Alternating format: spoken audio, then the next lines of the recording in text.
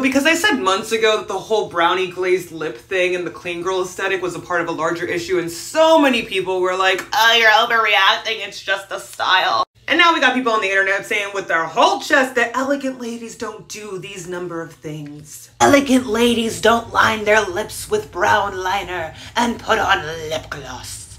And they're not even saying the quiet part out loud anymore, they're just saying it out loud. They're just saying it. It's not even quiet, it's loud. And it's the age-old tradition of telling women of color that their styles and the way they choose to, present themselves is trashy. But when a white girl does it, it's fine. It's trendy. It's new. It's this whole new thing. It's never been done before.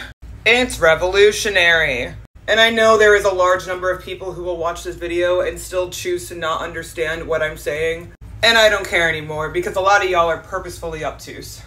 A lot of y'all will fail to acknowledge that there's an issue at all, or know that there's an issue but not care because it doesn't personally affect you. Because there's a huge amount of discomfort in realizing you are part of the problem, and a lot of people just don't want to be uncomfortable.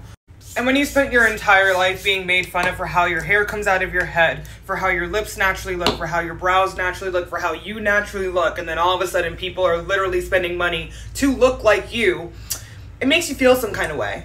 Especially when the same group of people still choose to put you down for your natural looks while also copying them. And then have the audacity to tell you that you're overreacting when you point it out.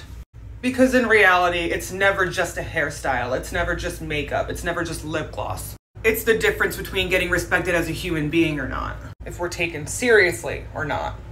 And no matter what we do, the goalpost is always changing, so no matter what, we can't win.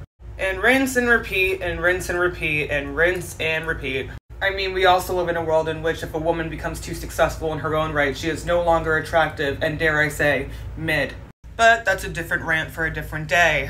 And it's really funny too, because when you point out to people that they have biases, instead of trying to fix them, they get defensive and then blame you. Instead of trying to fix the problem, they make you the problem so that they don't have to do anything to improve themselves. And so we're gaslit our entire lives into thinking that we are not beautiful, that we are unfeminine, that we are not desirable, that how we dress and how we do our makeup and how we operate is trashy. But if a white supermodel does it, wow, show-stopping, never been done before. I was alive during the days that people thought that long acrylic nails were trashy, and now everyone and their mother wants nail extensions. Because it's cool now. And a lot of these people don't know what it's like to be called pimple lips and then watch the people who called you that get lip filler a couple of years later. Have someone compare your hair to an animal's and then go get a perm. Have someone tell you you look dirty and then go get a spray tan. Have someone tell you your eyebrows look like caterpillars and then get microblading done.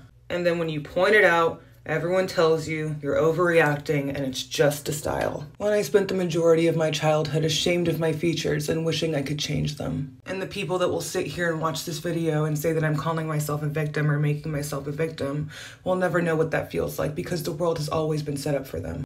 And it's honestly a privilege to remain ignorant to reality. It's a privilege to be able to close your eyes and ears as to what's actually going on around you. And I'm sure a lot of people are happier that way because the reality of the situation is actually very bleak. And the reality is that these rules that decide what makes a lady elegant, what makes a lady desirable, is designed to make us all fail. So that we're too busy tearing each other apart instead of actually trying to make anything better. Because you ain't gotta be a girl's girl if you're conditioned to not view other women as people. Because then hopefully you can be one of the good ones, and hopefully you'll be picked, and hopefully the system will be nice to you, but it never will. Because the system itself is designed so that none of us win. Not white girls, not black girls, none of us. And I don't know, maybe if we stop worrying about what lip gloss someone is wearing and whether or not it makes them look elegant, maybe we can, actually improve things. But what do I know? I wear lip gloss with lip liner.